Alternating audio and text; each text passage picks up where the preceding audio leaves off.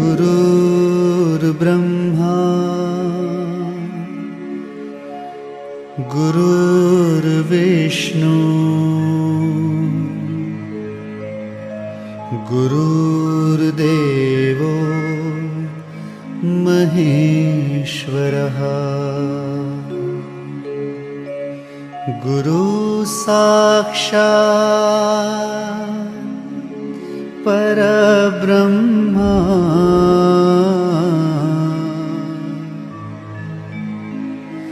तस्मै श्री गुरुवे नमः।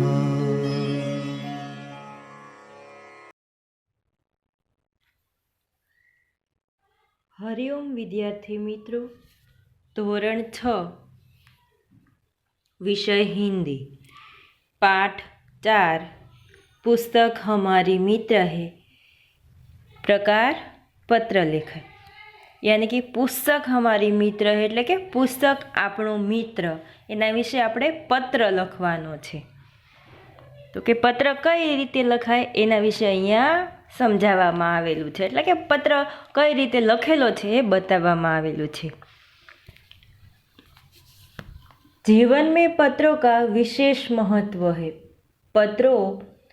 पत्रों के माध्यम से मानवीय संबंधों में एक ताजगी, नयापन एवं जीवंतता बनी रहती है। पत्र व्यापक संचार का माध्यम भी होता है। पत्र लेखन एक कला है, अतः एवं पत्र लेखन की कला छात्र अवगत हो यह आवश्यक है। अवगत એટલે કે विद्यार्थियों जाने ये जरूरी है। उसके साथ साथ SMS, ईमेल और फैक्स के ज़माने में भी पत्र शैली का विकास करना मुख्य उद्देश्य है।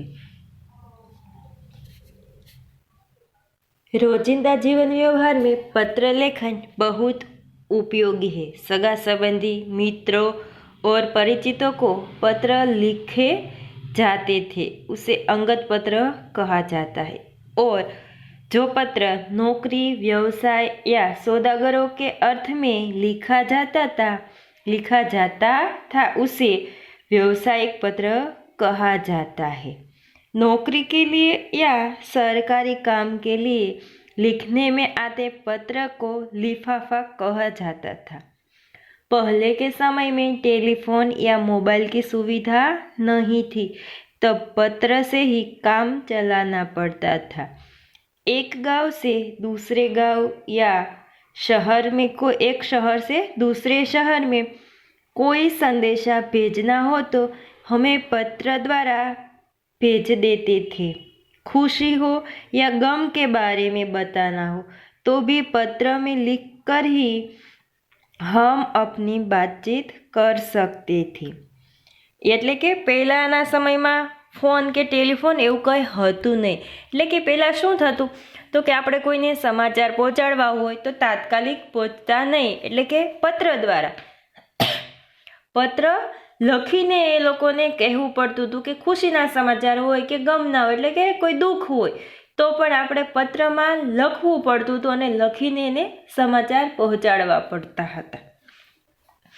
इस पाठ में हमें पत्र कैसे लिखना है और किस माध्यम से लिखा है वह बताया गया है।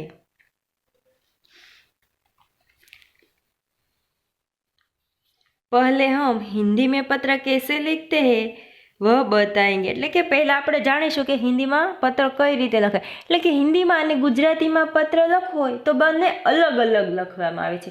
જ્યારે ગુજરાતીમાં હોય તો જમણી સાઈડ સરનામું લખવાનું હોય છે અને હિન્દીમાં હોય તો એનાથી ઉલટું ડાબી સાઈડ સરનામું લખવામાં આવે છે। पत्र लिखने से पहले हमें पता लिखना पड़ता है। तो कि पता क्या है वो लिखना पड़ता है और भेजने वाले का पता हमें दाई ओर दिखाना पड़ता है। એટલે કે भेजने वाले का એટલે કે આપણે જેને પત્ર મોકલીએ છીએ એનું સરનામું લખવાનું હોય છે। એટલે કે भेजने वाले का पता हमें दाई ओर लिखना होता है। फिर उसके नीचे दिनांक लिखी जाती है। पत्र लिखने की शुरुआत में ही संबोधन किया जाता है। संबोधन यानी कि शुरू में ही बड़ी उम्र के व्यक्ति को, पूज्य और मित्र को प्रिय ऐसा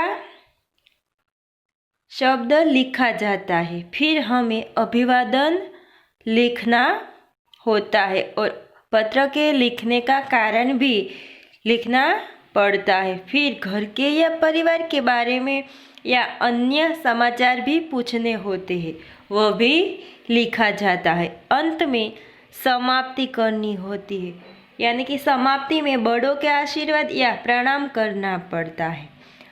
फिर पत्र पूरा हो जाए तब दाएं की ओर पत्र लिखने वाले से हमारा क्या संबंध है वह बताना पड़ता है और अपना नाम लिखा जाता है। इतनी बातें पत्र में लिखी जाती है। अब हम आगे देखेंगे पुस्तक हमारी मित्र है, पत्र लिखा है वो कैसे लिखा है उसके बारे में जानेंगे।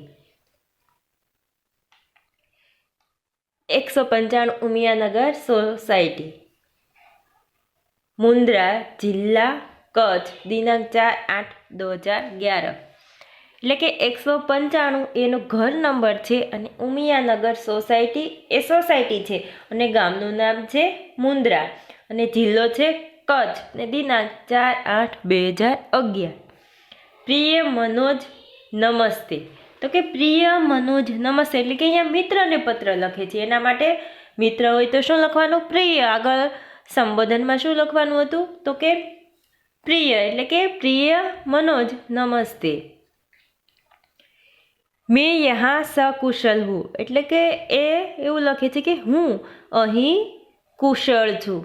આશા હે વહા સભી કુશલ છે હોંગે એટલે કે એવું કહે છે કે આશા છે કે ત્યાં પણ બધા કુશળ હશે। કુશળ એટલે કે ખુશ હશે,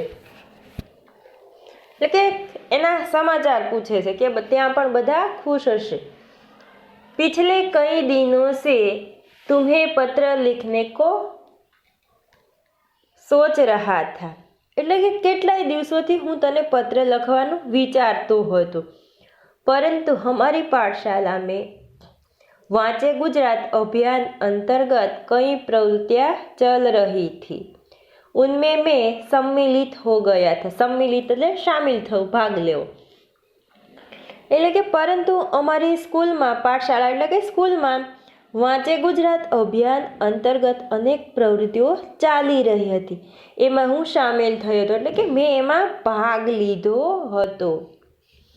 मित्र तुम भी वांचे गुजरात अभियान में सम्मिलित हुए होगे એટલે કે એના મિત્રને પછી કહે છે કે મિત્ર તું પણ એટલે કે મિત્ર તું પણ વાંચે ગુજરાત અભિયાન છે એમાં જોડાયો હશો એટલે કે તે પણ એમાં ભાગ લીધો હશે। अभियान के संदर्भ में राज्य सरकार ने भी एक सूत्र घोषित किया था એટલે કે આ અભિયાન છે, અભિયાનના સંદર્ભમાં જે આપણા રાજ્ય સરકાર છે એટલે કે આપણા રાજ્યમાં રાજ્ય સરકારે પણ આ સૂત્રની ઘોષણા કરી હતી। કયું સૂત્ર? તો કે જો પુસ્તક કે મિત્ર वो मेरे भी मित्र એટલે કે જે પુસ્તકના મિત્ર તે મારા પણ મિત્ર એટલે કે એ પુસ્તક વિશે વાત કરવામાં આવી છે અને પુસ્તક છે એના વિશે કહેવામાં આવ્યું હતું એટલે કે એના વિશે એને સૂત્ર આપ્યું તો કોણે? તો કે સરકારે એટલે કે રાજ્ય સરકારે એ સૂત્રની ઘોષણા કરી હતી એટલે કે સૂત્ર આપેલું હતું જે પુસ્તકના મિત્ર તે મારા મિત્ર। અસ્તુ।